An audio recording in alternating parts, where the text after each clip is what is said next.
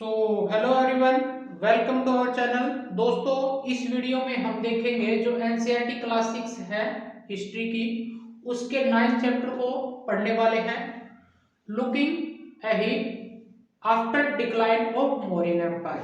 दोस्तों, जो कल वीडियो अपलोड हुई थी वो कहीं ना कहीं कोई पोर्शन वहां पे छूट गया था, समझ पा रहे हो, इसलिए वो वीडियो डिलीट हो चुकी है। ये चैप्टर दोबारा से पढ़ा जाएगा क्योंकि उसमें कुछ छूट गया था डियर, पूरा उसको एक्सप्लेन नहीं करवाया गया था, इसलिए वो छूट गया था उसमें कुछ पोर्शन। आज दोबारा से नए सिरे से कराते हैं इस वीडियो को। दोस्तों, हमने महाजन जो हम फेज कराने जा रहे हैं इसके बारे में एक रिकैप करते हैं, हमने क्या क्या पढ़ लिया है। जो फेज था हमारा 600 बीसी से लेके 600 एडी, अब एडी तक चलेगा, हम इस फेज को कर रहे हैं, समझ पा रहे हो। दोस्तों, कहीं ना कहीं हम इस 600 को हटा के यहाँ पे 2200 भी कर सकते हैं, क्योंकि जो मौर्यन एम्पायर था वो कहीं ना कहीं इस फेज तक रहेगा, समझ पा रहे हो। हमने लेटर वैदिक पीरियड के बाद में महाजनपद पढ़े, समझ पा रहे हो। महाजन जो पीरियड था वो कहीं ना कहीं जो हमने देखा था, जो जन्म से मिलके फिर महाजनपद बढ़े, फिर महाजनपद से महाजनपद बढ़े, समझ पा रहे हो। हमने देखा था जो 16 महाजनपद थे, उन 16 महाजनपदों को हमने देखा, जैसे क्रू था, मगध था, कंबोज था, सुरुसेना था और वज्जी थी। हमने इसकी लोकेशन को भी बताया था, ये कहाँ कहाँ पे सेटलमेंट हो रहे थे, समझ पा रहे हो। कहीं ना कहीं ये जितने भी 16 महाजनपद थे, जिस एरिया में अपना शासन कर रहे थे, वो आपस में सुपरमेसी के लिए लड़ते थे। हमने यहाँ तक डिस्कशन किया था, समझ पा रहे हो। कहीं ना कहीं इन 16 महाजनों के पैरेलल यानी सब कॉन्टिनेंटल 40 महाजनपद भी बोल सकते हैं और जना भी बोल सकते हैं और महाजनपद भी बोल सकते हैं। वो 16 महाजनपद या 16 जो जन थे या जनपद थे, आपस में जब सब कॉन्टिनेंटल की बात करें, जो ईरान का एरिया था, नॉर्थ ईस्ट का एरिया था और सेंट्रल का था, इसके आसपास में ये है इंडिया के, जो इंडिया में उस समय रूल कर रहे थे, समझ पा रहे हो। 16 महाजनपद, इसके आसपास में कितने महाजनपद थे जो सब कॉन्टिनेंट रूल कर रहे थे, यानी 40 के आसपास में, समझ पा रहे हो। दोस्तों, जो इंडिया में जो महाजनपद था सबसे ज्यादा जो शक्तिशाली था, जो मोस्ट पावरफुल था, हमने मगध के बारे में पढ़ा था, समझ पा रहे हो। और हमने ये भी पढ़ा था जो मगध था कहीं ना कहीं डिपेंडेंट, बहुत जो एग्रीकल्चर करना सीख लिया था, बहुत ज्यादा रिसोर्सेस आ गए थे, समझ पा रहे हो। हमने देखा था जो लेटर वैदिक पीरियड था उसके आसपास में 1000 के आसपास में जब आयरन की खोज हुई थी, वहां पे बहुत स्तर पे जो सोसाइटी में चेंज हुआ था, एग्रीकल्चर कहीं ना कहीं ज्यादा बढ़ा, रिसोर्स बढ़े, लैंड बढ़े और उसका वाटर की जो रिसोर्सेज थी, जो पास्चर लैंड थे वो बढ़े, समझ पा रहे हो। इस फेज में हमने देखा था जो राजा हुआ करते थे कहीं ना कहीं जो सैक्रिफाइसेस करवाते थे, जो राजा जितना बड़ा सैक्रिफाइसेस करवाते थे उतना बड़ा राजा कहलाता था।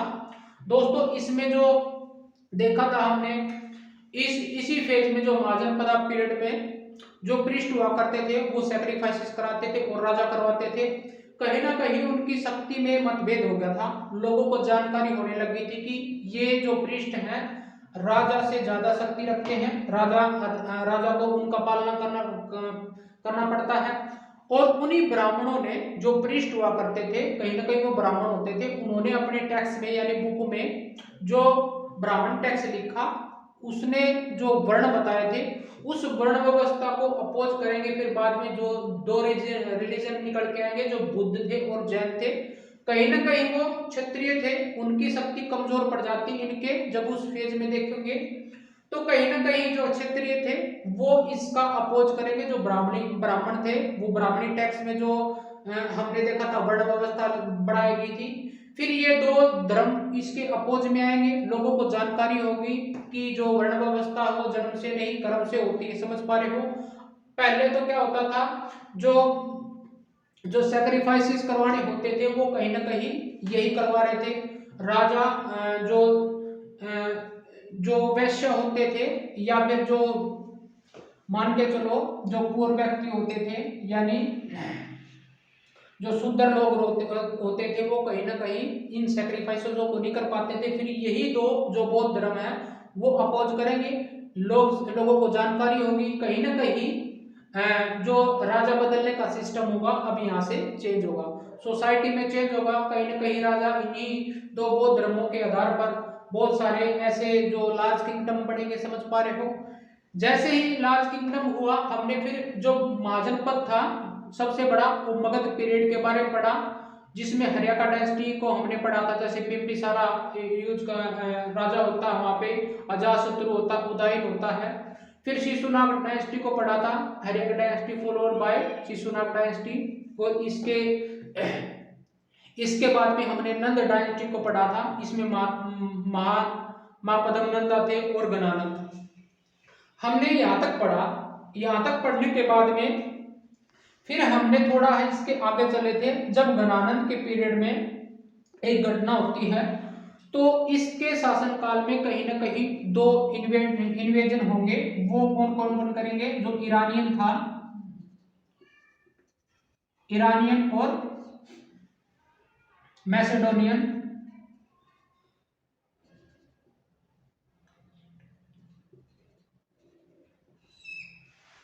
यानी जो ईरानियन रूलर थे, समझ पा रहे हो, वो करेंगे। और जो ग्रीक के रूलर हुए, हम आपने सुना होगा जो सिकंदर मान था, वो इसी फेज में नंद डायनेस्टी में कहीं ना कहीं इसके आसपास में वो यहाँ पे इन्वेडर करेंगे।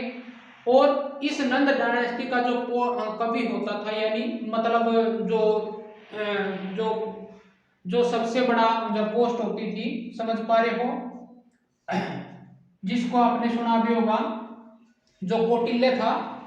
ये नंद डायनेस्टी का जो गणानंद था आखिरी रूलर, उसने उसको बेइज्जत करके बाहर निकाल दिया था। उसने बताया था, जो कौटिल्य ने या विष्णुगुप्त ने, कि जो सिकंदर मान है, जो इनका ईरानियों का आक्रमण हो रहा है ना, कहीं यहाँ पे आजाद पाटलिपुत्र जो सुरक्षित नहीं है, आप कृपया करके पाटलिपुत्र पर घेराबंदी करवाइए, नहीं तो ये भी पाटलिपुत्र को जीत लेंगे। समझ पा रहे हो, कहीं ना कहीं जो सिकंदर मान था, जो इजिप्ट था, साउथ यानी अफ्रीका के जो नेटिव हुआ करते थे, वहां पे रूलर करते, उनको जीतता हुआ ईरान के जरिए इंडिया में एंट्री की थी। समझ पा रहे हो, हमने ये भी पढ़ा था। समझ पा रहे हो, उसको जब वो बेइज्जत हुआ, तब उसने ये कसम खाई थी कि मैं अपने केसों को पकड़ के बाहर निकाल दिया था उसने, जब उसने ये बोला था कि मैं जब तक इस नंद डायनेस्टी को खत्म नहीं कर लूंगा तब तक अपने केस नहीं बांधूंगा। समझ पा रहे हो, फिर वो कहीं ना कहीं एक जो चंद्रगुप्त जो यंग एज में उसको अपना शिष्य बनाता है, फिर उसके बाद में नंद डायनेस्टी को समाप्त करवा देता है। फिर यहाँ से हमने मौर्यन पीरियड को पढ़ा था। समझ पा रहे हो, मौर्यन डायनेस्टी का जो आरंभ हुई थी यहाँ से। इसके बाद में जो चंद्रगुप्त मौर्य था वो शासन करता है, फिर बिंदुसार आता है, उसका पुत्र अशोक होता है। हमने यहाँ तक इस अशोक के बारे में यहाँ तक पढ़ा था। समझ पा रहे हो दोस्तों, अशोक द्वारा जो कलिंग युद्ध था, हमने कलिंग युद्ध के बारे में पढ़ा। कलिंग युद्ध के समाप्त हो जाने के बाद में कहीं ना कहीं ये संन्यास ले लेता है। समझ पा रहे हो, उस ब्लड सेट से उसका मन बदल जाता है युद्ध नहीं करने का। तो इसके बाद में जो रूलर होंगे कहीं ना कहीं वीकनेस होंगे। जो इसका लास्ट रूलर था वो ब्रेदरेथ था, कहीं ना कहीं ये वीकर होंगे। अब दोस्तों, अब क्या होगा, ये मौर्यन एम्पायर हमने ये बताया था, इसके 5 हमने हाईलाइट भी बताए थे, जो मतलब इसके वीकर का क्या कारण रहा होगा। समझ पा रहे हो, इसके आसपास में जितने भी जो रूलर थे, फॉरेन से इन्वेडर होगा, जो नेटिव रूलर होंगे, कहीं ना कहीं वो इस पे आक्रमण कर देंगे और इस मौर्यन एम्पायर को खत्म कर देंगे। समझ पा रहे हो दोस्तों, हमने यहाँ तक पढ़ा था। इसका थोड़ा आगे सिनेरियो और कराते हैं इसके बाद में। दोस्तों, आज की क्लास से पढ़ने से पहले हम थोड़ा इसका रिकैप करते हैं। समझ पा रहे हो, इसमें हमने जो पोस्ट मौर्यन पीरियड था उसके सिनेरियो को पढ़ेंगे। हमने यहाँ तक अशोक के जो पीरियड था उसके अराउंड क्या क्या हुआ हमने देख लिया था, जो लास्ट वाली वीडियो थी। आज हम इस वीडियो में देखेंगे जो पोस्ट मौर्यन पीरियड था, उसके साथ साथ उसके बाद में क्या हुआ। हमने देखा था कहीं ना कहीं जो मौर्यन एम्पायर था अशोक के युद्ध ना करने के बाद में, मतलब उसको संन्यास लेने के बाद में बौद्ध धर्म अपना लिया था। फिर बाद में उसके जो शासक थे कहीं ना कहीं वीक निकले। वहां पे वीक निकलने के बाद में जो आसपास के जितने नेटिव थे, रूलर थे, या फिर जो ईरानियन रूलर थे और कहीं ना कहीं जो ग्रीक थे, उनके इन्वेडरों को पता चलता है कहीं ना कहीं, फिर वो बाद में इन्वेडर करेंगे यहाँ पे। समझ पा रहे हो? देखो डियर, जो हमारे नेटिव रूलर थे, जो पोस्ट मॉडर्न पीढ़ी के बाद में जो सिनेरियो बाहर निकल के आएगा, पहले तो यहाँ पे हम नेटिव रूलर को पढ़ेंगे, फिर उसके बाद में जो फॉरेन इन्वेडर होगा उसमें कौन कौन से होंगे। साउथ इंडिया में क्या चल रहा था उस समय, जब जो decline of most Mauryan period हुआ। समझ पा रहे हो? जो नेटिव रूलर थे वो जो उस समय जब उसके बाद में मौर्यन के डिक्लाइन के बाद में, इसको हम डिक्लाइन के बाद में मौर्यन पीरियड के बाद में पोस्ट मौर्यन पीरियड भी कह सकते हैं। समझ पा रहे हो दोस्तों? इसमें जो नेटिव रूलर थे उसमें कौन कौन से थे, उसको फॉलोड किया था शुंगा डायनेस्टी द्वारा। समझ पा रहे हो? जैसे ही जो लास्ट रूलर था, उसका लास्ट रूलर था बृहद्रथ, उसको यहाँ पे एक कमांडर था उसका मौर्यन एम्पायर में, शुंग डायनेस्टी का। समझ पा रहे हो? उसने कहीं ना कहीं शुंग डायनेस्टी की स्थापना की थी। इसके बाद में यहाँ पे कण्वाज हुए और सातवाहना हुए। समझ पा रहे हो दोस्तों? इस फेज में, समझ पा रहे हो, यानी सेंट्रल और वेस्ट का एरिया था, कुछ सेंट्रल और कुछ वेस्ट का एरिया था। यहाँ पे कुछ लोग जो कर रहे थे वो नेटिव रूलर थे। समझ पा रहे हो? इस सेंट्रल एरिया में एमपी, महाराष्ट्र और थोड़ा कुछ गुजरात वेस्ट का एरिया। समझ पा रहे हो? ये तो थे हमारे जो नेटिव रूलर थे और वो आपस में लड़ते रहते थे यहाँ पे। समझ पा रहे हो दोस्तों? इसमें जो सातवाहन वंश था उसमें इसको as a guard of Dakshinapath बोला गया, लॉर्ड ऑफ दक्षिणापथ बोला। क्यों बोला गया? क्योंकि यहाँ पे जो महान रूलर होगा सतकर्णी गौतमी पुत्र सतकर्णी। समझ पा रहे हो? और उसकी माता का नाम था गौतमी बालासरी। ये इसके बारे में रोट लिखती है। इसने कौन कौन से युद्ध लिखे, कहीं ना कहीं जो इन्वेडर थे, फॉरेन इन्वेडर को रोकने के लिए ये सातवाहन वंश बहुत ही ज्यादा सक्षम थे। कहीं ना कहीं वो इन जो फॉरेन इन्वेडर थे, जैसे साका था, इंडो ग्रीक था, कुषाण थे, इनको कहीं ना कहीं सेंट्रल इंडिया के अंदर आने से रोक रहे थे। समझ पा रहे हो? कहीं ना कहीं। और इनकी इन सातवाहनों की एक खास बात ये थी कि इन्होंने जो कॉइन्स चलाए थे वो कहीं ना कहीं सिक्के, शीशे के सिक्के हुआ करते थे। और यहाँ पे एक और चीज थी जो सातवाहनों में, ये एनसीईआरटी में नहीं दिया हुआ है, ये दो जो पॉइंट सिनेरियो बताया जा रहा है, ये कहीं ना कहीं आपको रियलाइज करने के लिए बताया जा रहा है कि ये डायनेस्टी कैसे स्थापित हुई। समझ पा रहे हो? उनका अनबैलेंस तो एनसीईआरटी में दिया हुआ, आपको समझ में नहीं आएगा, इसलिए ये जो रिकैप है अच्छे सिस्टमेटिक वे से करवाया जा रहा है। आई होप दोस्तों आपको ये पॉइंट अच्छी तरीके से समझ में आ रहे होंगे। जो सातवाहन वंश था, जो इससे पहले जो रूलर हुए, उसको पैट्रियाटिक सोसाइटी के रूप में देखा जाता था, लेकिन यहाँ पे क्या हुआ, जो सातवाहन वंश था वो मैट्रिकल सोसाइटी पे आधारित था। कहीं ना कहीं वहां पे जो राजा हुआ करते उनकी मां का शासन हुआ करता था। दोस्तों आई होप ये समझ में आया होगा आपको। जो फॉरेन इन्वेडर थे, समझ पा रहे हो, जैसे मौर्यन डिक्लाइन हुआ उसके बाद में जो फॉरेन इन्वेडर हुआ कौन कौन हुए, इंडो ग्रीक। जो इंडो ग्रीक थे कहीं ना कहीं देखो यहाँ पे वेस्ट कश्मीर, समझ पा रहे हो, अफगानिस्तान का एरिया और कुछ वेस्ट का एरिया। समझ पा रहे हो? इसमें इन्होंने इंडो ग्रीक ने यहाँ पे शासन करते रहे हो। फिर जो साका थे यहाँ पे, जैसे ये वाला जैसे पेशावर है, सिंध का प्रांत है, और यहाँ पे ईरान से आगे थोड़ा, समझ पा रहे हो, और यहाँ तक पहुंच गए थे वो सेंट्रल तक, थोड़ा थोड़ा सेंट्रल तक पहुंच गए थे जो साका। समझ पा रहे हो? और पार्थियन थे, उसको ईरानियन भी, ये कहीं ना कहीं ट्राइब थी ईरान की, ये भी यहाँ पे रूलर करते थे। और जो कुषाणा थे वो यहाँ पे हमने बताया था इसके आसपास में जो आज लद्दाख का एरिया है, कहीं ना कहीं नॉर्थ में, समझ पा रहे हैं, नॉर्थ इंडिया में। और यहाँ पे हमने बताया था ये जो यहाँ पे था, जो चाइनीज रूलर हुआ करता था, ये आपस में चाइना की तरफ भी जा रहे थे। वहां के शासक ने चाइना वॉल का निर्माण करवाना स्टार्ट कर दिया था उस समय के राजा द्वारा। समझ पा रहे हो, ये कहीं ना कहीं आपस में लड़ते थे, साकाव और जो सातवाहना था ये आपस में भी लड़ते थे बाद में। समझ पा रहे, इसके पैरेलल जो कंटेम्परेरी जो जो रूलर हुआ करते थे वो आपस में फाइट करते थे सुपरमेसी के लिए।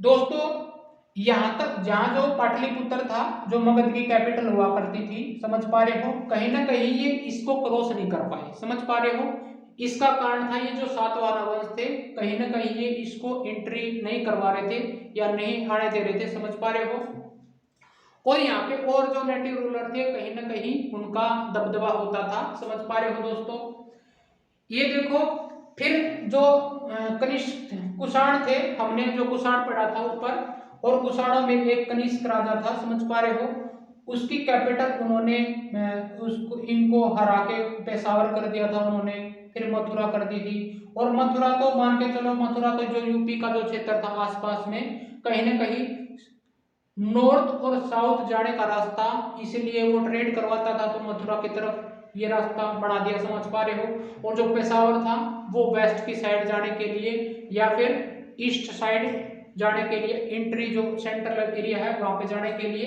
उन्होंने दो कैपिटल को, पेशावर और मथुरा। समझ पा रहे हो, इन्होंने 78 AD में सक्सवत की जो कैलेंडर था वो भी बनाया था। दोस्तों आई होप दोस्तों ये समझ में आया होगा।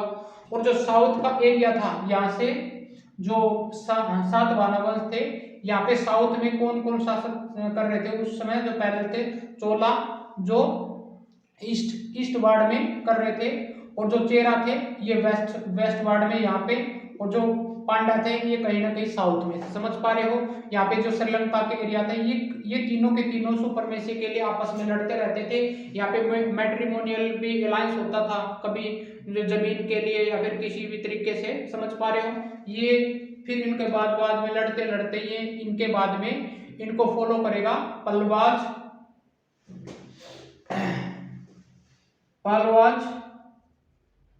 एंड चालुक्य।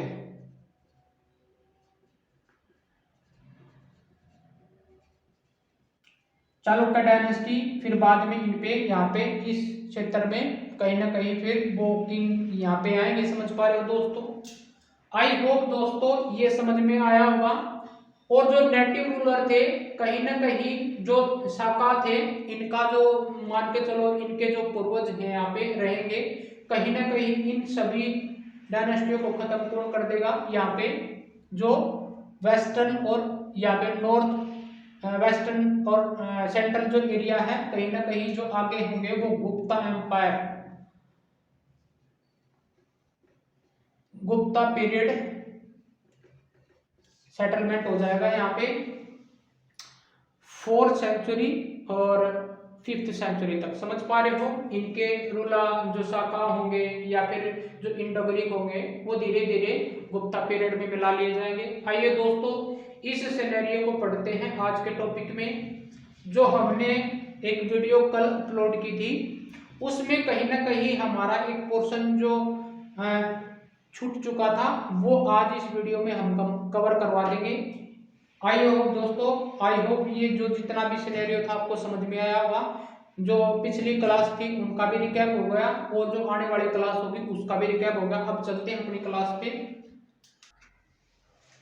आइए दोस्तों, इसके जो डिक्लाइन, जो मौर्यन एम्पायर डिक्लाइन हुआ था, इसके बाद में हमने बताया था कि जो न्यू किंगडम थे वो राइज हो चुके थे after collapse of Mauryan empire. समझ पा रहे हो,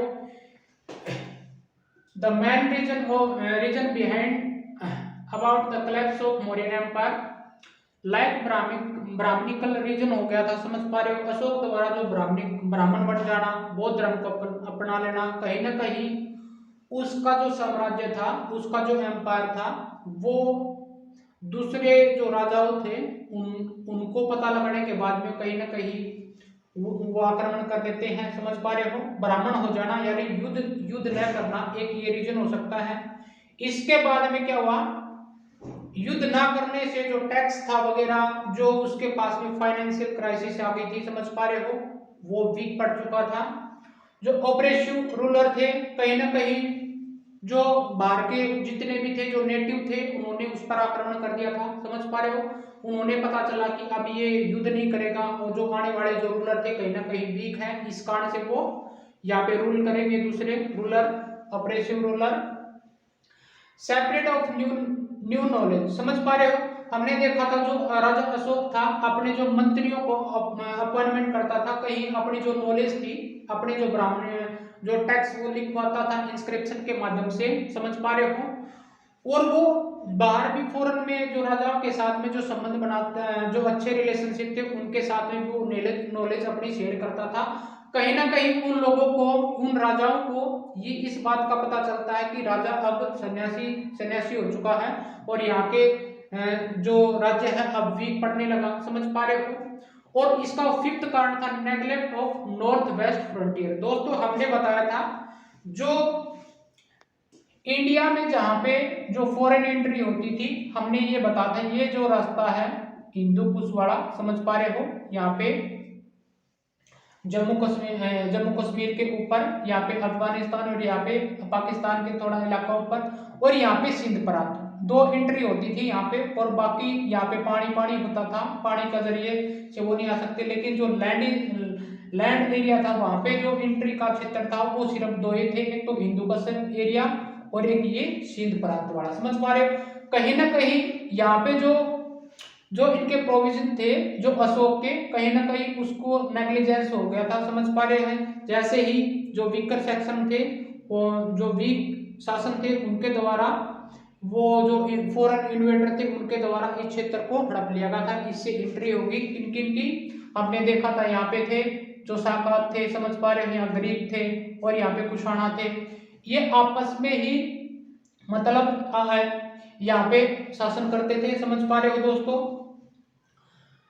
अब देखते हैं जो नॉर्थ वेस्ट, यानी नॉर्थ ये बड़ा नॉर्थ और वेस्ट का हिस्सा, और पार्ट ऑफ नॉर्थ इंडिया का जो क्षेत्र थे उनमें हमने देखा था जो रूल था इंडो ग्रीक फॉर अबाउट 100 वर्षों तक इनका शासन रहता है यहाँ पे, समझ पा रहे हो। जो इंडो ग्रीक थे यहाँ पे रह रहे थे और इनको फॉलोड बाय इनको साका द्वारा, समझ पा रहे हो, यहाँ पे आपस में इनको हरा के यहाँ पे साका करते हैं बड़ा शासन, जो सेंट्रल एशिया के पीपल थे, समझ पा रहे हो।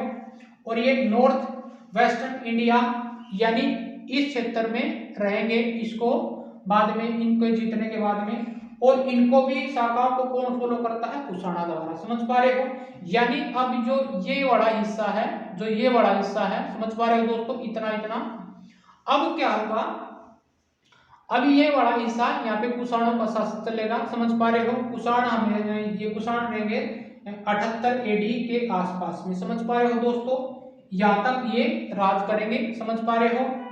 अब बात करते हैं जब इन्होंने इंडो ग्रीक और जो साका से रूलर करते थे, इसी के पैरेलल, इसी के समकालीन हम नॉर्थ और कुछ भाग सेंट्रल इंडिया का देखते हैं यहाँ पे, समझ पा रहे हो। सेंट्रल एशिया में जो ये बड़ा हिस्सा है यहाँ पे पाटलिपुत्र है वगैरह, ये बड़ा बीच बड़ा एमपी और गुजरात का, समझ पा रहे हो। नॉर्थ को देखेंगे न कि वेस्ट वाला हिस्सा। तो इसमें क्या था, इसमें जो यहाँ पे जो अशोक का जो प्रोविंस था वहां पे शुंग डायनेस्टी आती है और इसका जो सेटअप करता है, इस किंगडम को सेटअप करता है पुष्यमित्र शुंग द्वारा। और ये जनरल हुआ करता था मौर्यन एम्पायर में, समझ पा रहे हो। उसके द्वारा जो लास्ट रूलर था बृहद्रथ, उसको उसकी हत्या करके इन्होंने मौर्यन शुंग डायनेस्टी की स्थापना की थी। और फिर बाद में शुंग डायनेस्टी को कौन फॉलो करेगा, यहाँ पे कण्वा करेंगे, समझ पा रहे हो। और इसके बाद में जो कण्वा डायनेस्टी थी और जो पुष्य ये शुंग डायनेस्टी, इसको डिस्ट्रॉय कर देगा बाद में कहीं ना कहीं गुप्ता एम्पायर, समझ पा रहे हो। 1700 ईयर यानी 4th ईस्वी में ये लगभग हमारे पास में ये इस्टेब्लिश हो जाएगा और गुप्ता एम्पायर कहीं ना कहीं इन सभी को मतलब खत्म कर देगा। शाकाओं का भी जो डायनेस्टी उसके उनके पूर्वजों को खत्म कर देगा और इन शुंगाओं को भी यहाँ से हटा के इस्टेब्लिशमेंट गुप्ता पीरियड का आगे हो जाएगा, समझ पा रहे हो दोस्तों। इन्हीं के पैरेलल हम जो सेंट्रल एरिया है कुछ वेस्टर्न का पार्ट है, यहाँ पे सातवाहना, समझ पा रहे हो। कहीं ना कहीं जो सातवाहना थे जो शाखा हुआ करते थे यहाँ पे वेस्टर्न भाग में, समझ पा रहे, नॉर्थ वेस्टर्न भाग में रहते, या सातवाहनाओं और उनके बीच में कहीं ना कहीं युद्ध देखने को मिलता है दोस्तों। ये कहीं ना कहीं सातवाहना इस सेंट्रल इंडिया में आने से कहीं ना कहीं रोक देते हैं ताकि इस पे पूरे भारत पे कब्जा ना हो सके। ये ताकतवर रूलर होते थे। आई होप दोस्तों ये समझ में आया होगा आपको। आइए दोस्तों, जो वेस्ट का एरिया था और पार्ट ऑफ सेंट्रल एशिया हमने देखा था, कहीं ना कहीं ये वेस्ट का एरिया गुजरात से लगता हुआ और जो महाराष्ट्र था, समझ पा रहे हो, और जो कुछ सेंट्रल का एरिया एमपी वाला, समझ पा रहे हो, यहाँ पे सातवाहना वंश इस्टेब्लिशमेंट होता है पावरफुल के रूप में। कहीं ना कहीं जो सातवाहना वंश थे यहाँ पे जो शाखा रह रहे थे, समझ पा रहे हो, इनके साथ में कहीं ना कहीं फाइट देखने को मिलती है, समझ पा रहे हो। और जो सेंटर का एशिया था हमने वहां पे देखा था, जो यहाँ तक हमने जो जो जो रूल कर रहे थे, कहीं ना कहीं उनकी आपस में फाइट होती थी, समझ पा रहे हो दोस्तों। जैसे सुंग डायनेस्टी थी, सुंग डायनेस्टी को फिर कड़वा डायनेस्टी, फिर उसको यहाँ पे गुप्ता एम्पायर का साम्राज्य हो जाएगा, इन सभी को हरा के, समझ पा रहे हो। और सातवाहना वंश के बाद में यहाँ पे Vakataka became a powerful central waste India, समझ पा रहे, वाकाटक आ जाएगा यहाँ सातवाहनों के बाद में। हम देखते हैं जो उस समय में जो सिनेरियो बन रहा था, यहाँ पे शाखा कर रहे थे, समझ पा रहे, यहाँ पे मान के चलो ये ग्रीक एरियन था, ये एरिया कर रहे थे तब, तो इसमें इसके समकालीन यहाँ पे सातवाहना जो वेस्ट का एरिया था, कुछ वेस्ट का एरिया था और पार्ट ऑफ सेंट्रल इंडिया, समझ पा रहे हो। ये बिल्कुल ऐसे मैं ऐसे बना के दिखा रहा हूं सर, जैसे रफली डियर, यहाँ पे कुछ मान के चलो यहाँ तक भी हो सकता है एरिया, बस ये रफली मैप है, आप समझ जाना। ये वेस्ट की बात है, कुछ वेस्ट की बात, कुछ सेंट्रल पार्ट की, समझ पा रहे हो।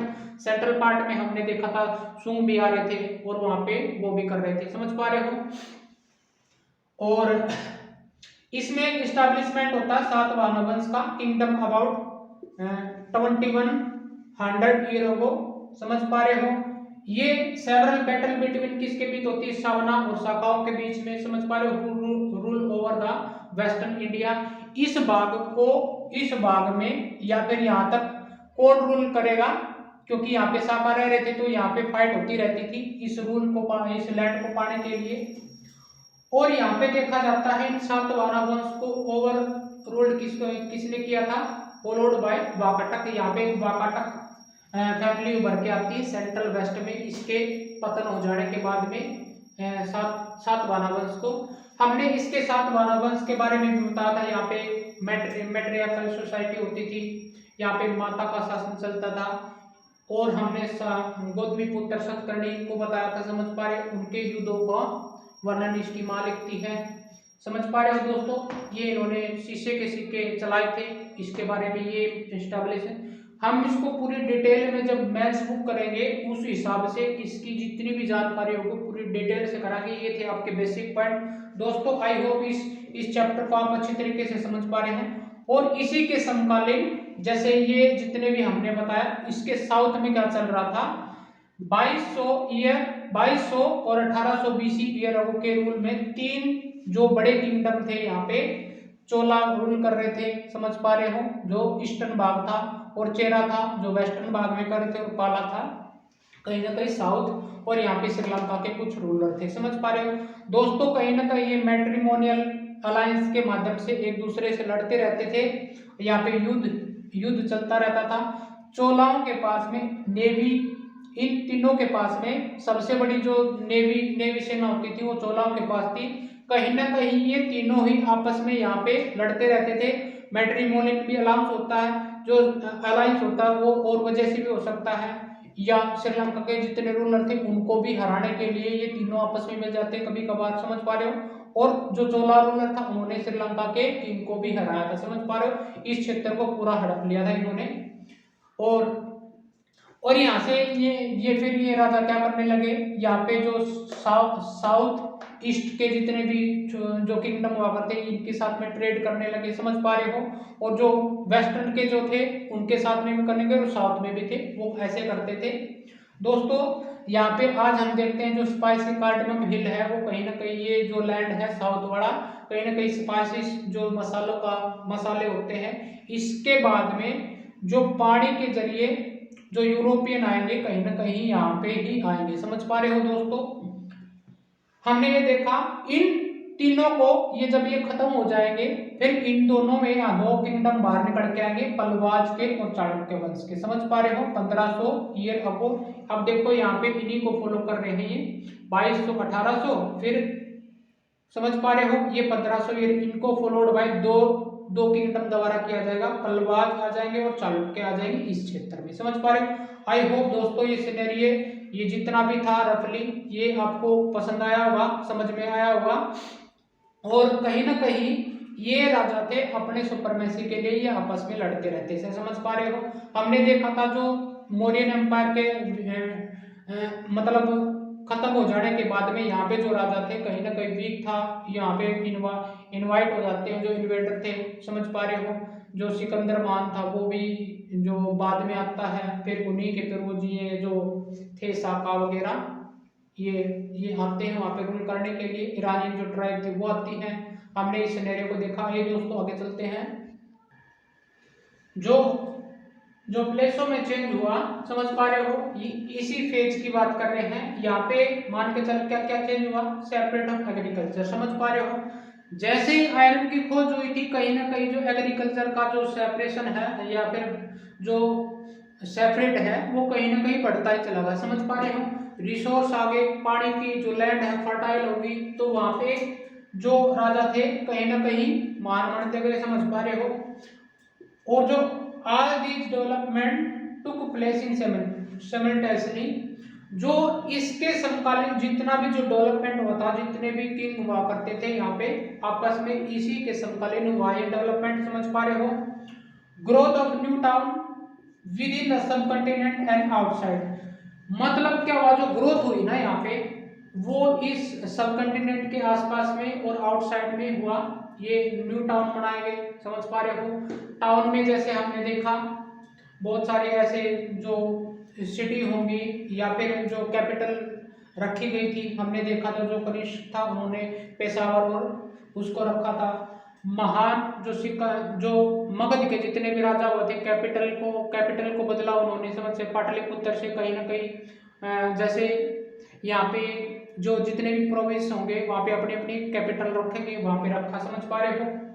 और एक्सप्लोर लैंड रूट को जैसे नॉर्थ वेस्ट का हिस्सा था ये वाला, यहाँ पे जो अशोक का जो प्रोविंस होता था, समझ पा रहे हो, वहाँ पे नॉर्थ वेस्ट का जो एक्सप्लोर रूट हुआ। समझ पा रहे हो? जो वेस्टर्न कंट्री की तरफ जाता है और नॉर्थ साउथ की तरफ यहाँ पे देखोगे तो वहां पे उन्होंने जैसे जैसे राजा अशोक द्वारा साउथ में भी एक ऐसा प्रोविंस था जो साउथ की तरफ उसको एक्सप्लोर करेगा। समझ पा रहे हो? वहां तक उसने रखा था। और जैसे हमने उज्जैन का देखा था दोस्तों, ये नॉर्थ साउथ का ये कहीं ना कहीं एक्सप्लोर रेड और रूट का हुआ। रूट को देखने का जो वेस्ट एशिया था वो तो हुआ। समझ पा रहे हो? वेस्ट एशिया यहाँ पे जो गुजरात है और जो यहाँ पे वेस्टर्न पार्ट है यहाँ पे पानी ही यहाँ पे रूट का सेशन होगा। और जो तीनों ही ये चेरा और पांड्या और ये रूलर हैं कहीं ना कहीं ये साउथ ईस्ट और वेस्ट के जितने थे और जो सेंट्रल एशिया जो सेंट्रल में जो रूल करेंगे कहीं ना कहीं उनके साथ में भी ये सी रूट के माध्यम से यहाँ पे पानी के माध्यम से वो ट्रेड करेंगे। जो ईस्ट अफ्रीका था ईस्ट अफ्रीका की तरफ जाएंगे, साउथ ईस्ट एशिया की तरफ जाएंगे। समझ पा रहे दोस्तों? यहाँ पे न्यू बिल्डिंग की गई, जैसे स्तूपा बनाए गए। जैसे हमने अशोक के बारे में पढ़ा था, उन्होंने 80,000 के आसपास में स्तूपा का निर्माण करवाया था। जो टेम्पल थे, टेम्पल का वर्णन यहाँ पे साउथ में देखने को मिलता है दोस्तों। या जो वर्शिप था यहाँ पे ही साउथ में उभर के आया था। समझ पा रहे हो? और बुक रिटन डाउन की गई उनके द्वारा जो किया गया उसी के फेज में समकालीन में क्या हुआ वहां पे बुक डाउन किया गया। समझ पा रहे हो? ये हमने चेंजेस हमारे को देखने को मिले। इसमें डियर जो सेकंड फेज आएगा जो विटल विलेज है, थ्राइविंग टाउन है, कहीं ना कहीं उसका चैप्टर 2 है जो 9 पार्ट है उसको हम अगले वीडियो में करेंगे। दोस्तों आई होप ये फेज आपको पसंद आया होगा। सभी जितने पॉइंट थे हमने एक एक क्लियरिटी से रूप में बताया है उसको। ये जितना भी था पोर्शन आपको समझ में आया होगा दोस्तों। Thank you so much.